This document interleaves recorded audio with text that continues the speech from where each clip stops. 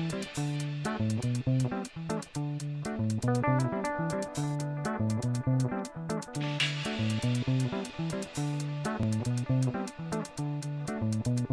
I'm Muriel Becteau, I'm the president of European Professional Women Network Zug Zurich. First, I'd like to say thank you for joining us tonight while there is such beautiful weather outside.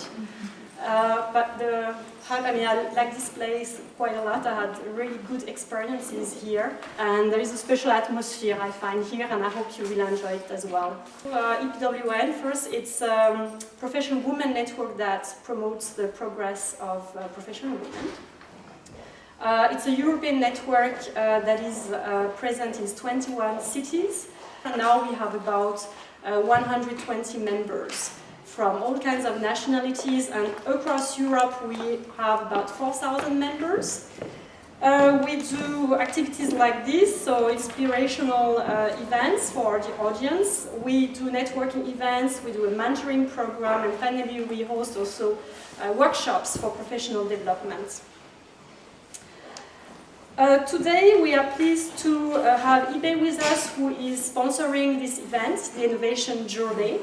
And more precisely, this is sponsored by the EPWN network. It is a network of eBay for professional women. And I'd like to thank Paulina, Emily, Margot and Tanya, who made it possible tonight to organize this event. And also what I want to mention is that the hub, not only it's a special place for me, but it's also, the hub is about the power of innovation through collaboration. And it was founded to provide support structures to enable collaboration and make good ideas happen. This is a place where diverse people doing amazing things meet, learn, work, connect, and realize progressive ideas for a radically better world. There are 25 hubs in the world, so even more hubs than EPWN networks, but we'll catch up. We'll catch up because, by the way, we are expanding to Asia and Latin America. So this is getting very concrete, now we're getting global. So now back to the topic, the innovation journey. So we met with eBay and we said we'd like to do an event together. And we found the innovation for eBay first is a very important topic, as it is actually for many companies nowadays in uncertain time, economic difficulties. Companies have it as a strategic imperative to innovate. And for us, EPWN, we say, well, it's quite a typical topic for women networks. Women don't really they don't get much involved in innovation. At least this is a bias. Very often we associate innovation to new products, R&D projects, and so on. And we thought, we'd like to raise more awareness to our professional network about what can be innovation. It's not only about innovating new products. So to start, we had asked Max Oliva to be our first speaker. He's the founder and the director of the hub in Madrid. So the hub is very familiar to him, and he's also an expert on social innovation, and also a professor at the ESC, and in charge of, sorry Max, but you tell them. So the title is Co-Creating an Innovation Ecosystem for Radical Innovation and Enterprise. So Max, thank you for joining us, and it's yours. Thank you. Thanks.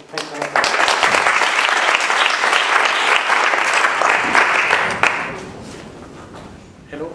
It's a train. No? Yeah. So hello. It's a pleasure to be here. Thank you very much, really, for the invitation. I'm extremely humbled to be invited to EPWN. There's many people that can share their learnings and experiences, and particularly women, and to be invited as men, I'm extremely humbled, and I'm a huge learner of women, starting from my mother, and I've had several working colleagues, bosses that have been women, and I've learned plenty from them, and not only that, but also how they're actually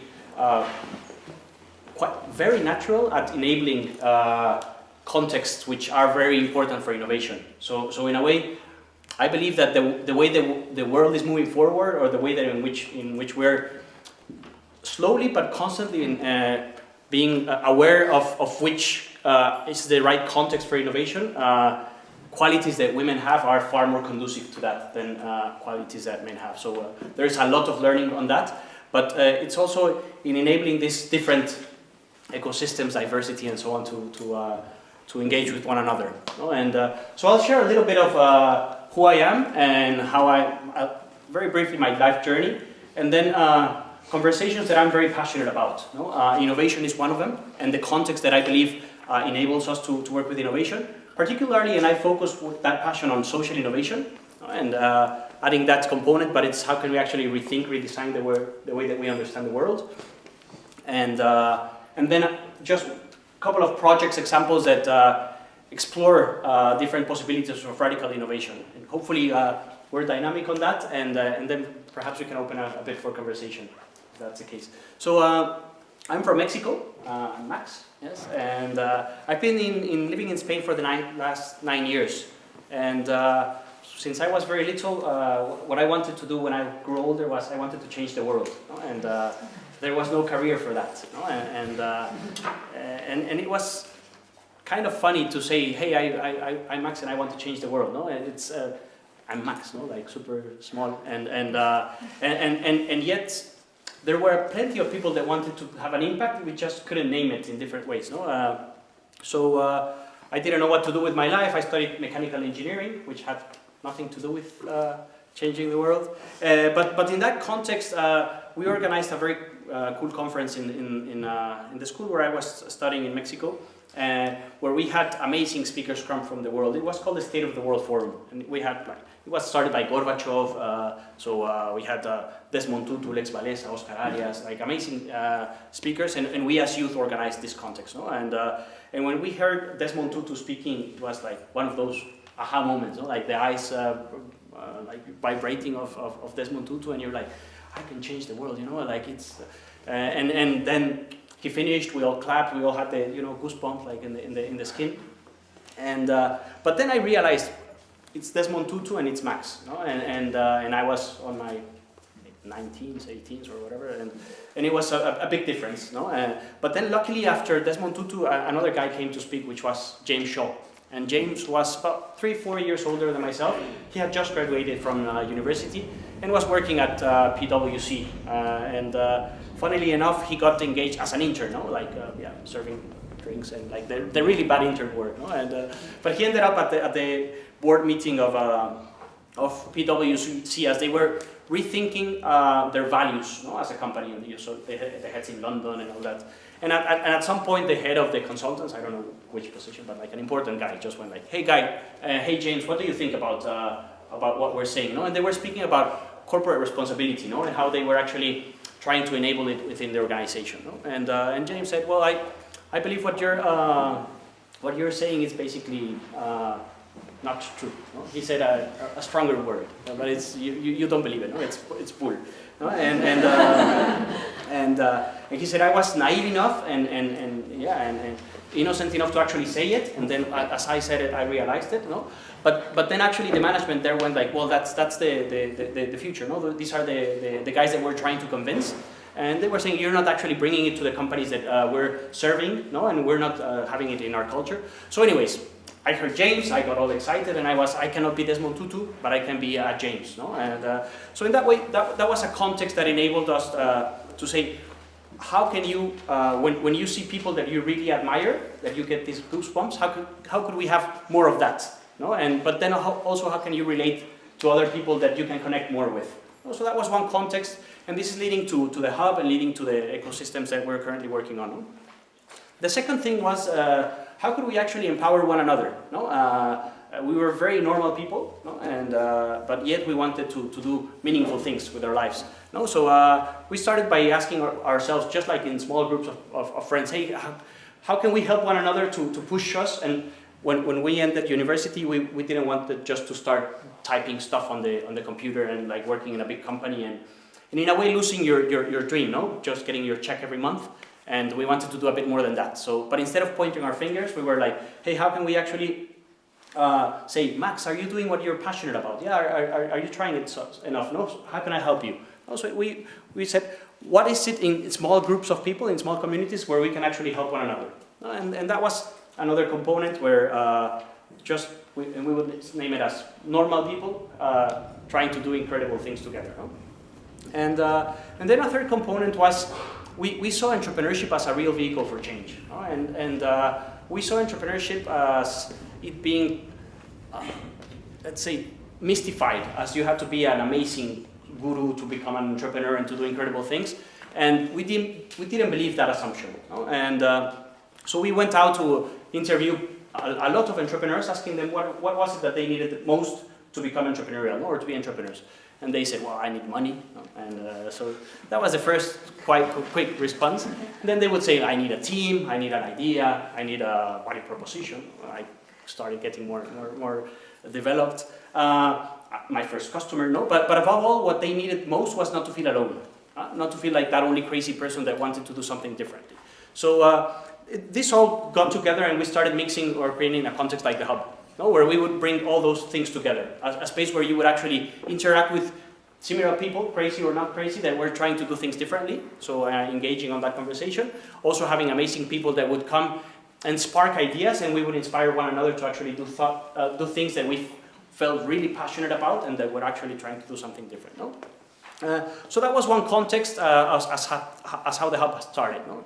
And that's one of my hats currently. No? I was fortunate enough to be part of that conversation of starting the hub in Madrid, and then also the hub network internationally. No?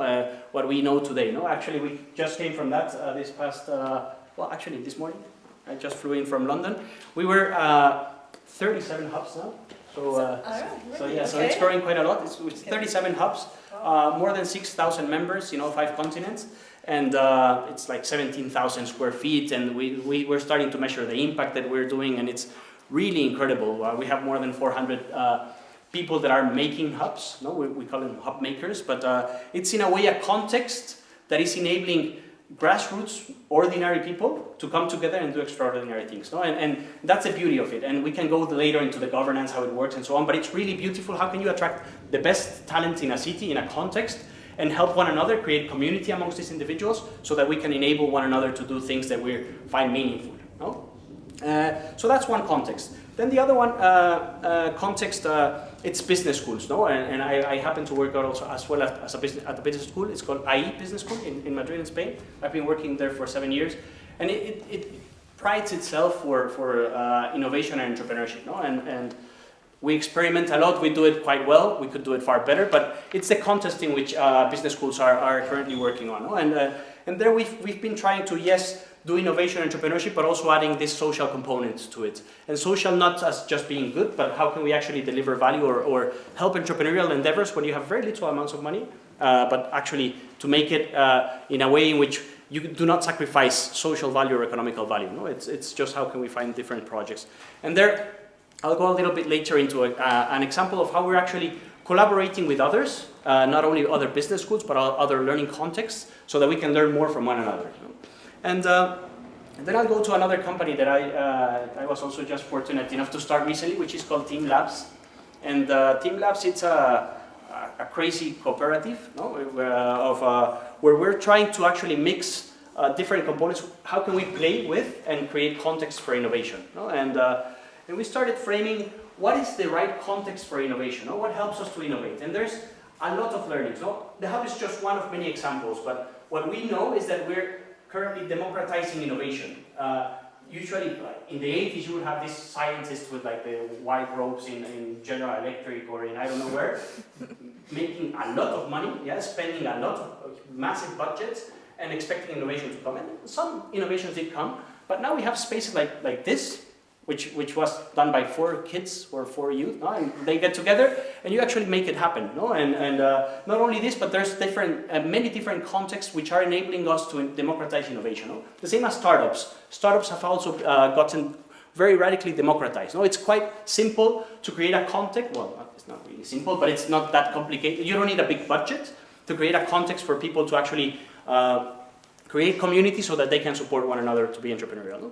No? So just a framing of what we do in Team Labs. No? So we started saying, okay, one thing that's very important, it's actually the way that we're learning. The way that we're learning, it's quite limited. No? It's quite old school. And it's worked for us, but to a point. No? The challenges that we have right now are very different.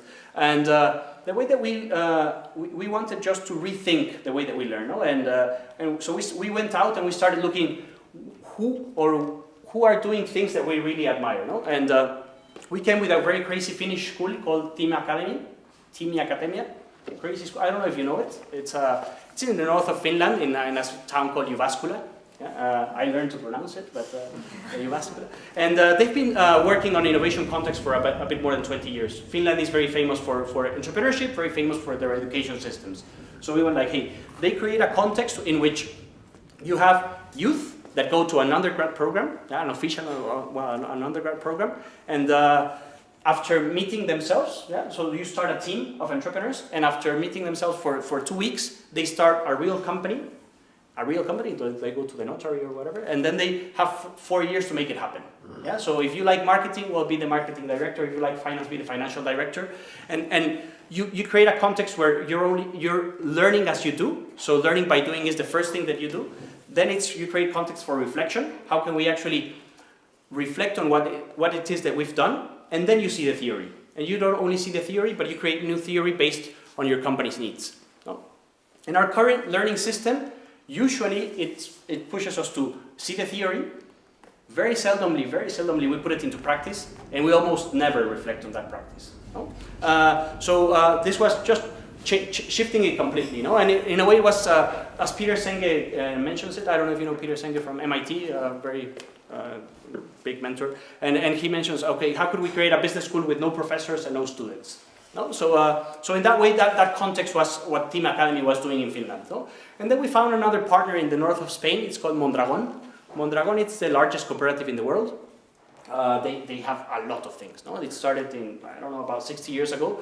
And they have built from a lot of fridges and to, they have banks, they have shopping, a lot of stuff. Amongst those, they have a university. So they managed to make this degree official. No? What the Finns were doing actually quite well in Finland, how could we bring it to the rest of us? No? And so they managed to accommodate this degree for Bologna, and which is the official thing to make degrees work in Europe.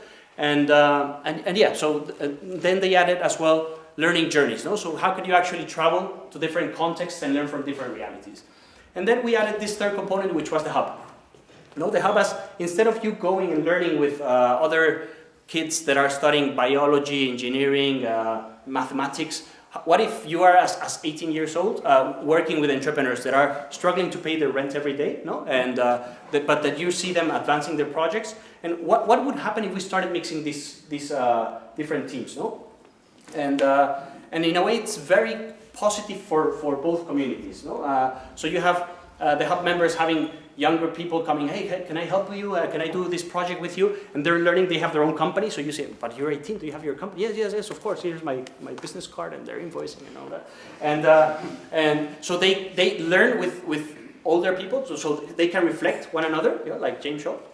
But at the same time, the hub members usually see these kids with the books and like reading and making customer visits or visiting different potential sponsors or partners, customers particularly, and they might go like, hey, did you meet the head of Swiss Telecom? But you're 18, how did you do that? No, because they just don't know that it's not possible. No, so in a way you start mixing these different communities. No, and that's what we've been trying to prototype. How could we create a context in which we enable innovation for radical education and enterprise? No? And education and enterprise, and I'll try to make sense out of all of this at the end. No? But why radical education and enterprise? No? And for some reason, we managed to split both of them. No? So you go to school, you learn, and then you go to a company and you create economical value or whatever. But what if we learn through enterprise? No? And that's our learning.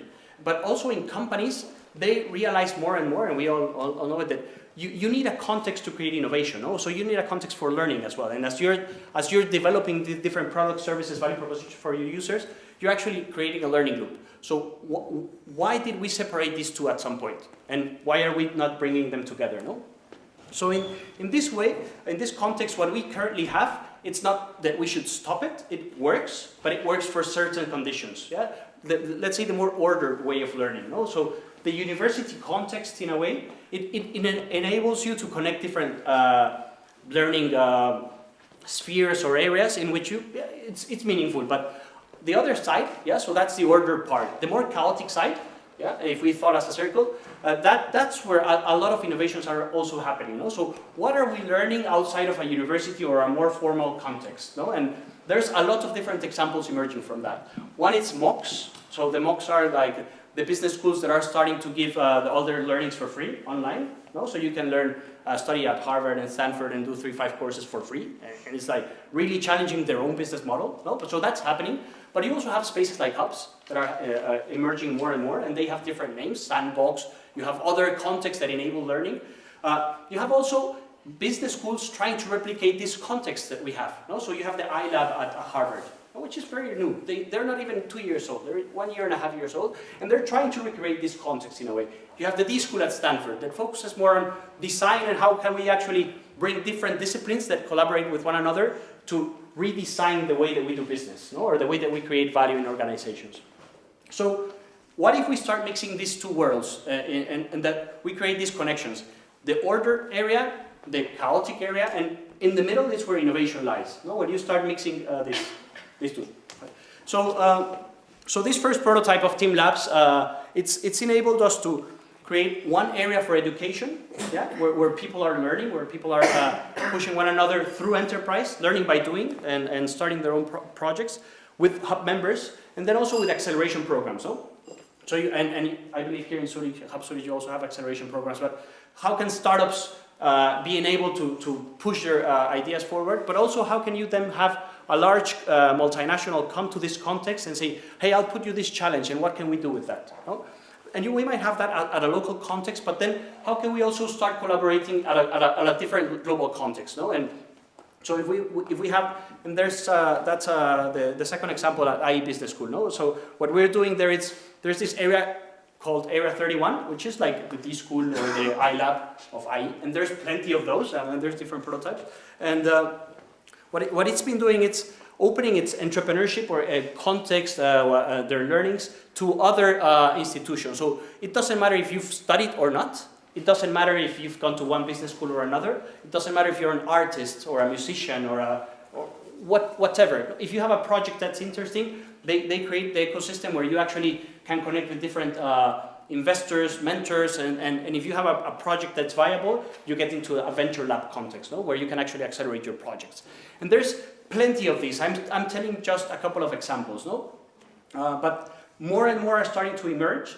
And in this context of enabling innovation, there's different factors that are fundamental, but I'll just name 3. One is the space in which we are. The spaces condition a lot our behavior. Even as we're standing right now, it's very passive learning in a way. You just have one person speaking and the rest listening. So how can we also enable different spaces that enable us to interact in different ways? So space is very important. Then it's the people in teams, yeah, individuals working in teams, and diversity here comes into context quite importantly, no? And here we need definitely team profiles, so which is people that go in depth to one area of knowledge, yes. So your passion might be engineering, your passion might be music, biology, but then you have also this like a team, no? So you have this curiosity to connect your learnings with other areas of knowledge, no? And what might happen if you start mixing this, no?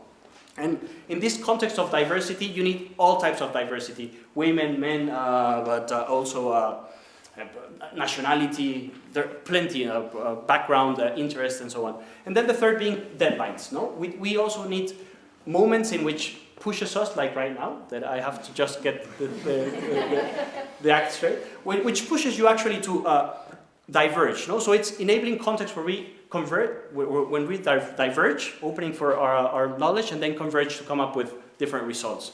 So hopefully this sparks just a bit of conversation of how can we actually enable this context for learning and innovation in different ways. Thank you.